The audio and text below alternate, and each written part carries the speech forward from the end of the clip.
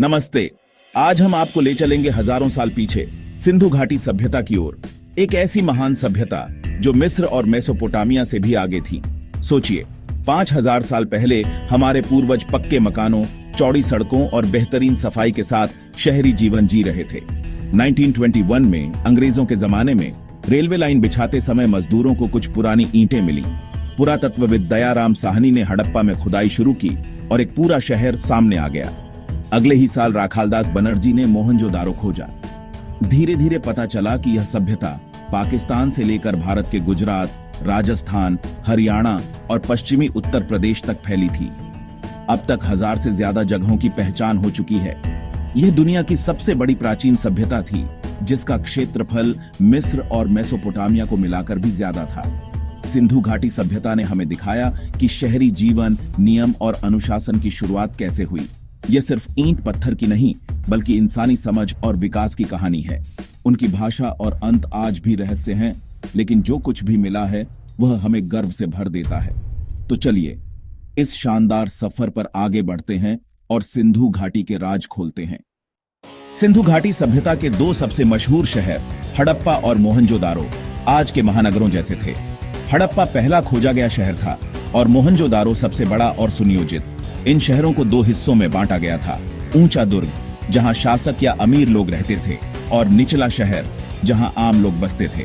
यह विभाजन दिखाता है कि उनका समाज कितना व्यवस्थित था।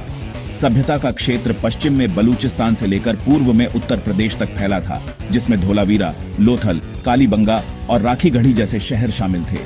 इन शहरों में इस्तेमाल होने वाली ईंटों का आकार लगभग एक जैसा था, 4, 2 और 1 के अनुपात में। ये मानकीकरण उनकी उन्नत सोच और केंद्रीय प्रशासन का सबूत है। हर जगह निर्माण के मानक तय थे और उनका पालन होता था। सिंधु घाटी के ये शहर सचमुच प्राचीन दुनिया के स्मार्ट सिटी थे। सिंधु घाटी के शहरों की प्लानिंग आज भी हैरान कर देती है। मुख्य सड़कें सीधी और ग्रिड पैटर्न में थीं, जिससे पूरा शहर चौकोर हिस्सों में बंटा था। सड़कें इतनी चौड़ी थीं कि 2 बैलगाड़ियां आराम से निकल सकें, और सफाई के लिए कूड़ेदान भी लगे होते थे। घर पक्की ईंटों के 2-3 मंजिलों वाले, आंगन के चारों ओर कमरे और हर घर में रसोई, स्नानागार और शौचालय थे। गंदा पानी नालियों के जरिए बाहर जाता था। यह व्यवस्था उस समय दुनिया में कहीं और नहीं थी। ड्रेनेज सिस्टम कमाल का था। हर घर की नाली मुख्य नाली से जुड़ती थी, जो ढकी हुई और ढलानदार थी। साथ ही मैनहोल भी बने थे।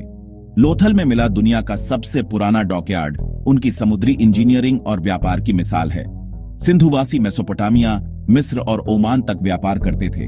उनकी तकनीक और सोच आज भी प्रेरणा देती है। सिंधु घाटी का समाज शांतिप्रिय और व्यवस्थित था। खुदाई में कम हथियार मिले हैं, जिससे लगता है वे लड़ाई झगड़ों से दूर रहते थे। समाज में शासक, व्यापारी, कारीगर, किसान और महिलाएं सभी का सम्मानजनक स्थान था। मातृदेवी की मूर्तियां महिलाओं के आदर का संकेत हैं। व्यापार देश विदेश तक फैला था। वे सूती कपड़े, कीमती पत्थर, मसाले बाहर भेजते और बदले में सोना चांदी लाते थे। व्यापार के लिए मानकीकृत बाट और माप प्रणाली थी। हर जगह एक जैसे बाट मिले हैं। खेती उनकी अर्थव्यवस्था का आधार थी। गेहूं, जौ, तिल, सरसों, चावल, बाजरा उगाते थे। सिंचाई के लिए जलाशय और नदियों का इस्तेमाल करते थे। जानवरों को पालते थे। बैल, भैंस, भेड़, बकरी। दुनिया में सबसे पहले कपास की खेती यहीं शुरू हुई। यूनान में कपास को सिंडन कहा जाता था, जो सिंधु से बना है। सिंधु घाटी की सबसे बड़ी पहेली है उनकी लिपि। मुहरों, बर्तनों और तांबे की पट्टियों पर मिले चिन्ह आज तक कोई पढ़ नहीं पाया है। उनकी कला अद्भुत थी। पत्थर, धातु और मिट्टी से मूर्तियां और खिलौने बनाते थे। मोहनजोदारो की कांसे की नृत्य करती लड़की और दाढ़ी वाले पुजारी की मूर्ति उनकी कला का बेहतरीन उदाहरण है।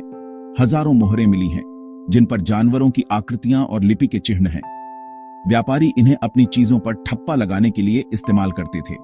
कुछ मोहरों पर योग मुद्रा में बैठे देवता की आकृति है, जिसे पशुपति या शिव का आदि रूप माना जाता है। धर्म के बारे में लिखित जानकारी नहीं है, लेकिन मातृदेवी, पशुपति, पेड़ों और जानवरों की पूजा के प्रमाण मिले हैं। कब्रों में शवों के साथ बर्तन और गहने मिले हैं। शायद वे पुनर्जन्म में विश्वास करते थे।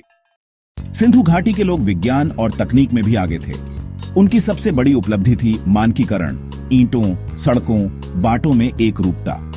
गणित और माप तौल में वे माहिर थे। लोथल से मिला हाथी दांत का स्केल और घनाकार बाट इसकी मिसाल हैं। जल संरक्षण में धोलावीरा का जलाशय प्रणाली अद्भुत थी। 16 से ज्यादा तालाब आपस में जुड़े हुए। यह दुनिया की सबसे पुरानी और उन्नत जल संरक्षण प्रणालियों में से एक है। धातु विज्ञान में भी वे आगे थे। तांबे, कांसे से औजार, बर्तन, मूर्तियां बनाते थे। लॉस्ट वैक्स तकनीक आज भी चलन में है। सोना चांदी के गहने मन के बनाने के कारखाने भी मिले हैं। कुछ विद्वान मानते हैं कि उन्हें खगोल शास्त्र का भी ज्ञान था। शहरों का ग्रिड पैटर्न शायद तारों की दिशा पर आधारित था। 700-800 साल तक फलने फूलने के बाद करीब 1900 ईसा पूर्व यह सभ्यता पतन की ओर बढ़ी। शहर वीरान होने लगे, लोग छोटे गांवों में बसने लगे। सभ्यता के अंत के कारण आज भी रहस्य हैं। जलवायु परिवर्तन, नदी का रास्ता बदलना, सूखा, बाढ़, महामारी या व्यापार में गिरावट। बाहरी आक्रमण का सिद्धांत भी है, लेकिन इसके पुख्ता सबूत नहीं मिले। भले ही शहर खंडहर बन गए, लेकिन सिंधु घाटी की छाप आज भी हमारी संस्कृति, पूजा पाठ, आंगन, गहनों और कपड़ों में दिखती है। बैलगाड़ी, माप तौल, सूती कपड़े, मिट्टी के बर्तन, ये सब उनकी देन है। उनकी विरासत भारतीय संस्कृति की गहराई और मजबूती का प्रमाण है। ये सिर्फ इतिहास नहीं, बल्कि हमारी पहचान और गर्व की कहानी है। भारत की पहली और सबसे गौरवशाली शहरी क्रांति।